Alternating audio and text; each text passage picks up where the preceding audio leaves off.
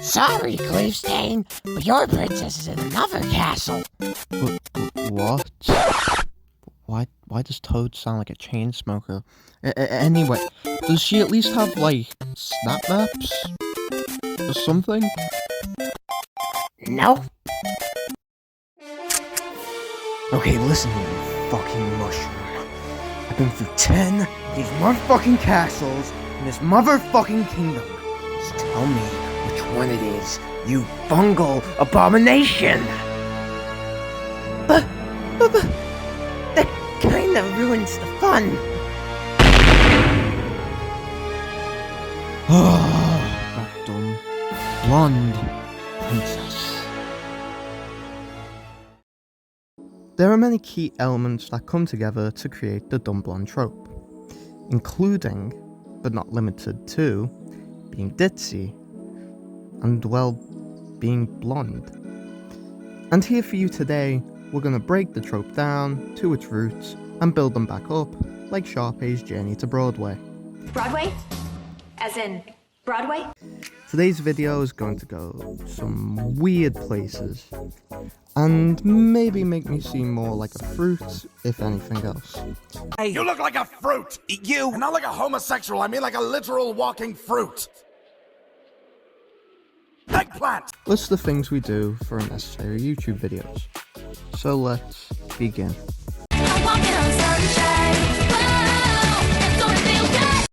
So, first things first, how do we quantify dumb blondness? Well, first, we have to look at intelligence. We're first plotting this video out. I've said first way too many times. I should really go back and rewrite the script, but I'm not going to, I'm keeping this in. Anyway, when first plotting this video in my head, I thought Cher, played by Alicia Silverstone, from the movie Clueless, would be a great fit. Now this movie is in my top 10 of all time. I know, I'm not dodging the allegations anytime soon. You are. You are gay. Mind you, this is in the same list as 500 Days of Summer and Dragon Ball Super Broly. Anyway, wheelers aside, this movie is a high school coming-of-age redemption movie, and as the title suggests, Cher, at least at the start of the film, is, well, clueless. At least when it comes down to her grades, and reading the emotions of others. One reason I think Cher is a perfect example is due to the fact that she's not malicious in how she treats other people. Not saying there aren't any truly evil dumb blondes, we'll get to those a bit later. However, she never means to hurt other people. She's preppy, but not cruel. I mean, at the start of the movie, she used the power of love to play matchmaker with her teachers to get herself a higher grade, which you're probably thinking would disprove the dumb blonde theory. However, you'd be incorrect. Cher is constantly in situations where if she used her common sense, she'd be able to get out of them scot-free. I point to Exhibit A, the first argument in her debate class, leading to her getting a C. Now in this scene, she uses her father's 50th birthday as a comparison to the United States not letting the Haytons into America. This receives a resounding applause from her classmates, save for forgettable side character, who doesn't know how to argue against Cher's claims. At the end, she ends up with that dreaded C, and attempts to argue her way into getting a higher grade. Now obviously, if you suspect there's been a grading mistake on the paper, that option should be on the table. However, Cher is aware that this isn't a mistake, instead telling her father that the report card isn't ready because further negotiations are needed. Like, what is this? A FIFA career mode? I really like Marcy Allen. I thought, oh my god, there he is. Look at this twat. Look at this prat. They do it on purpose. As if you'd go to Ellen Road as the manager and wear a full kit as the manager. What a prat. And he's not even got the right kit on. They're wearing the away kit and there's me in a full home kit. I'm sorry, but you can't just do this. No, just no.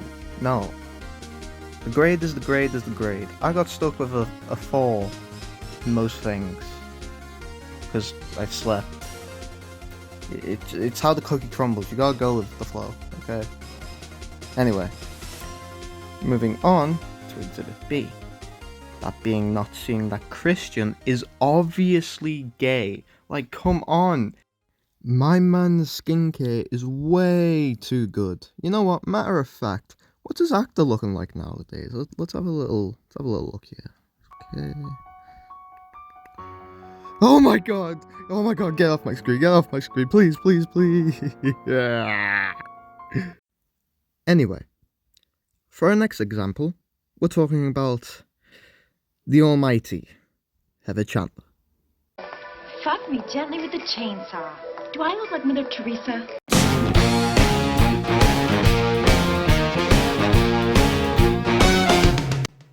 Now this one is on the surface a lot more difficult to explain.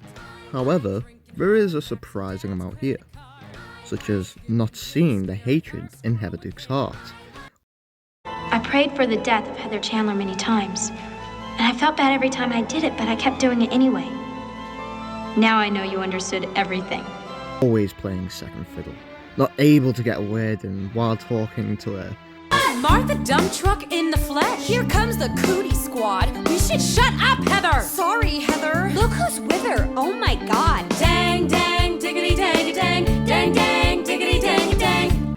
Not even able to belt out a solo during the world famous song Candy Store.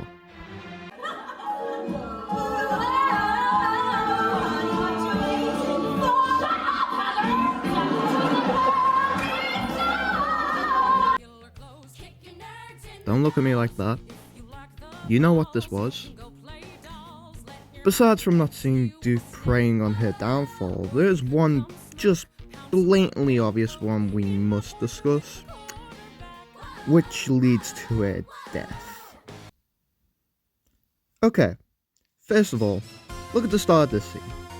Already, we've got Veronica and JD breaking and entering the Chandler residence.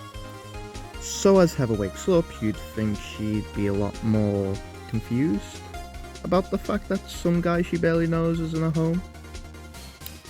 And her best friend's along for the ride.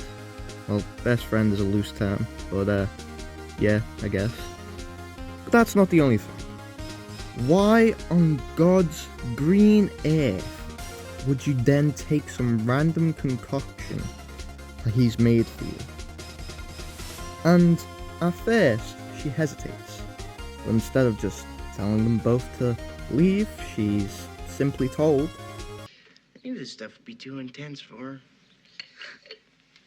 Intense. Grow up. You think I'll drink it just because you call me chicken?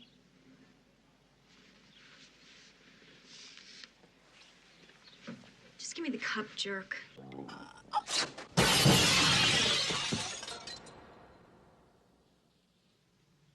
and bam.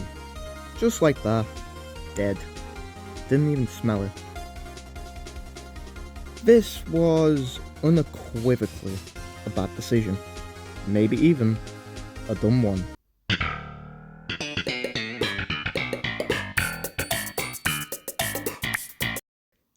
Anyway, for the final golden-haired feminine idiot today, I point to the movie Mean Girls. What the hell? Hold on. Hello? Yep. Dude, Sabrina Carpenter is not a dumb blonde. She's a very intelligent woman, matter of fact. I included the image of her at the start of the video. Like, come on. Was that seriously not enough? No? Well, it's tough shit, isn't it? Yep. Okay. See you later. Bye. Anyway, phone call aside, now you're probably expecting me to talk about Karen Smith. But no, my friends. I'm talking about the one, the only, Regina Georgia. Breaking news! The YouTuber formerly going by JC Productions, or Cleavestain Productions, is on the run due to the fact that he had never watched Mean Girls all the way through. I know. Turns out he made some wrong assumptions about the characters in said film. His whereabouts are currently unknown.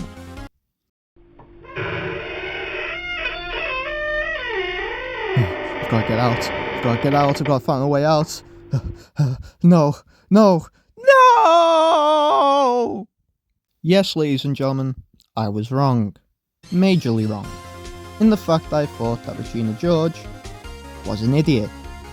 In fact, she's an evil genius. Do not underestimate her.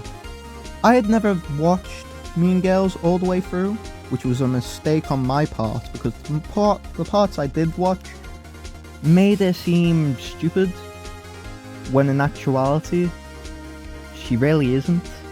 Like, I mean, the entire scene of her bringing the burn book around and just, like, causing chaos. Like, bro, that's Evil Mastermind 101. If I would have just watched ahead, I would have, known that. So I apologize for this video being slightly shorter than initially intended. But it means I get to move on to other projects. I have been doing this video for a month straight. I'm very proud of this video, but it's been going a while.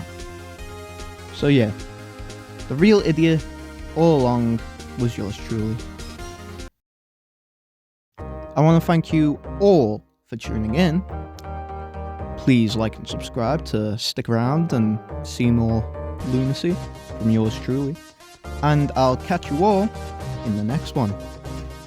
Bye.